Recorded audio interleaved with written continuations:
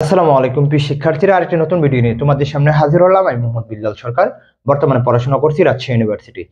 তো সকলকে প্রথমে শুরুতে বিজয় দিবসের শুভেচ্ছা, অর্থাৎ যারা আজকে ভিডিওটা দেখবে। তো আমরা আজকে রাজশাহী ইউনিভার্সিটি এবং জিএসটির চতুর্থ নাম্বার ক্লাসটা আমরা করানোর চেষ্টা করব, অর্থাৎ যেখান থেকে প্রশ্ন আসে, অর্থাৎ সমাজ থেকে আমরা দেখানোর চেষ্টা করব কয়েকটা এমসিকিউ প্লাস হচ্ছে কিভাবে হলো এবং ব্যাখ্যা সহকারে তোমাদের বোঝানোর চেষ্টা করব। এবং সমাজের আমরা ক্লাস নেওয়া হয়েছে, তোমরা কমেন্ট বক্সে চেক করে লিঙ্কটা বা ডিসক্রিপশন বক্সে লিঙ্কটা চেক করে তোমরা বুঝতে পারবা। আচ্ছা, প্রথম যে সমাজটা আমরা দেখতে পাচ্ছি, চাঁদ মুখ কোন সমাজ? চাঁদ মুখ কোন সমাজ?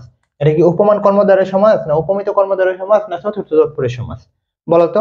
তাহলে আমরা চতুর্থ তৎপুরুষ সমাজ আমরা নিতে পারতেছি না, কারণ হচ্ছে যে এখানে চাঁদ মুখ আমরা জানি চতুর্থ তৎপুরুষ সমাজ, আমরা জানি তৎপুরুষ সমাজের মধ্যে বিভক্তি থাকবে, কিন্তু আমরা পূর্বপদ এবং পরপদের মধ্যে কোনো বিভক্তি দেখতে পারতেছি না।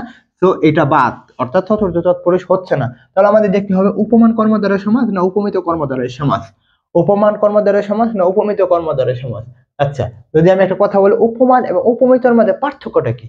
উপমান এবং উপমিতর মধ্যে পার্থক্যটা কি সেটা কিন্তু তোমাদের বুঝতে হবে। উপমান এবং উপমিতর মধ্যে পার্থক্য কি? উপমান এবং উপমিতর মধ্যে পার্থক্য, উপমিত হচ্ছে সেই সমাজ যেটার মধ্যে পূর্বপদ এবং পরপদের সম্পর্ক যে থাকবে বা তুলনা যে থাকবে সেটা হবে কি? মিথ্যা। সেটা হবে কি? মিথ্যা। সম্পর্ক হবে মিথ্যা। আচ্ছা, এখানে দেখো তো কি? চাঁদ মুখ, চাঁদের ন্যায় মুখ। আমরা যদি ব্যাস বাক্য করো, চাঁদের চাঁদের ন্যায় মুখ। কি? চাঁদের ন্যায় মুখ। তাহলে দেখো তো, মানুষের মুখ কি চাঁদ? চাঁদের তুলনায় হয় বা চাঁদের মতো হয়? হয় না। পুরুষ সিংহ, পুরুষ সিংহ, পুরুষ সিংহ। দেখো তো, মানুষকে আসলে পুরুষ মানে পুরুষ কি আসলে সিংহ হয়? মানুষ কি সিংহ হয় না। আর কি বলছি?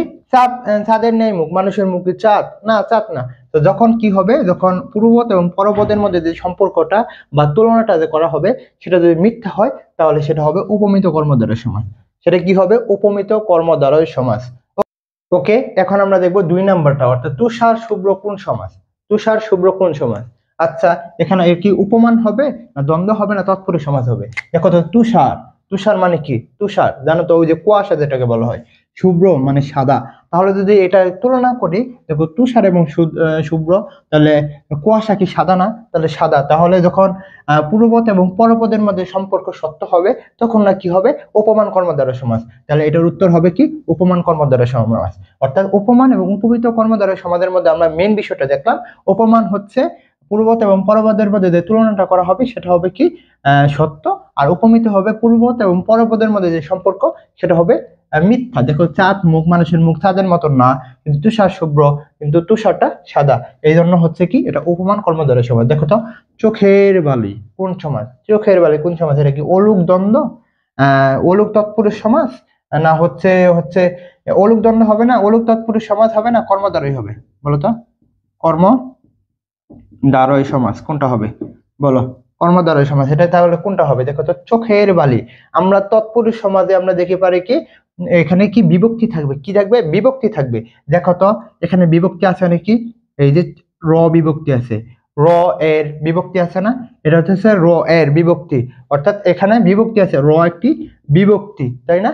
তাহলে এটা হচ্ছে কি ষষ্ঠ বিভক্তি, এবং এখানে র থাকার কারণে আমরা ধরে নিতে পারতেছি এটা কি? তৎপুরুষ সমাজ। আর অলুক কি জন্য হচ্ছে? অলুকটা কি?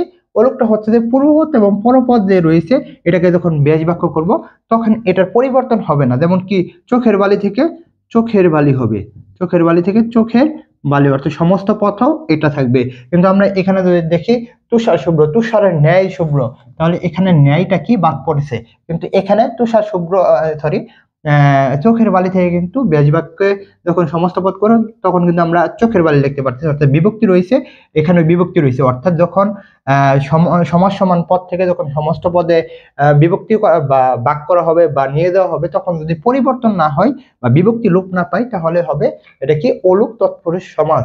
আচ্ছা, হাতাহাতি কোন সমাজ? বলতো, হাতাহাতি কোন সমাজ? এটা কি বেতিহার বহুব্রীহি সমাজ, এটা 80-20 না উপকণ্ঠ? হাতাহাতি কোন সমাজ হবে? এটা হবে উপকণ্ঠ হবে, আর না হচ্ছে তৎপুরুষ হবে? বলতো, কোনটা হবে? বেতিহার বহুব্রীহি সমাজ হবে, না তৎপুরুষ হবে, না উপকণ্ঠ হবে? বলো। তাহলে হাতাহাতি হচ্ছে যে এখানে বেতিহার বহু সমাজ, হাতাহাতি হচ্ছে বেতিহার বহুব্রীহি সমাজ, মনে রাখবা। হাতা হাতি, আমি যদি এখানে লিখি হাতা হাতি, এখানে হবে হাতা হাতি, তাহলে দেখবে যে এটা যদি আমরা ভাগ করি হাতা যোগ হাতি, তাহলে মনে রাখবে যে পূর্বপদের মধ্যে যদি আ থাকে, পরপদের মধ্যে যদি ঋষি থাকে, যখন থাকবে তখন হবে, অর্থাৎ এই যে কি বলা হয়, এই দুইটা যখন থাকবে পূর্বপদের মধ্যে আ বিভক্তি এবং পরপদের যদি ঋষি থাকে, পূর্বপদের মধ্যে সরেয়া থাকে এবং পরপদের মধ্যে ঋষি থাকে, তাহলে সেটা হবে বেতিহার বহুব্রী সমাস।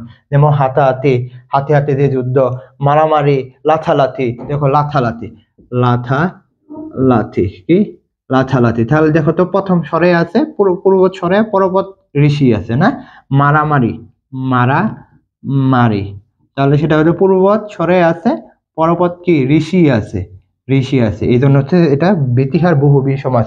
আর এটা উপকণ্ঠ হবে না, এটা হচ্ছে উপসর্গ এখানে লেখা হবে আর কি। আচ্ছা, তোমাদের জন্য আরেকটা সুখবর হচ্ছে, আমাদের কিন্তু রাজশাহী ইউনিভার্সিটির জিএসটি এবং চট্টগ্রাম বিশ্ববিদ্যালয়ের বেস চলতেছে। এখানে বাংলা, ইংলিশ এবং জিকে পড়তে পারবা এবং এক দিলে দুই পাখি মারতে পারবা, যেটা হচ্ছে যে এখানে পড়তেও পারবা প্লাস হচ্ছে 70টি পরীক্ষা দিতে পারবা। মাত্র 750 টাকা অলরেডি অনেকজন ভর্তি হয়ে গেছে, তো এখানে ভর্তি হতে পারো। বিস্তারিত তোমরা কমেন্ট বক্সে বা হোয়াটসঅ্যাপ যে নাম্বারটা দেখতে পারতেছে, এখানে আমাদের সাথে যোগাযোগ করতে পারো। তোমাদের জন্য শুভকামনা। আসসালামু আলাইকুম।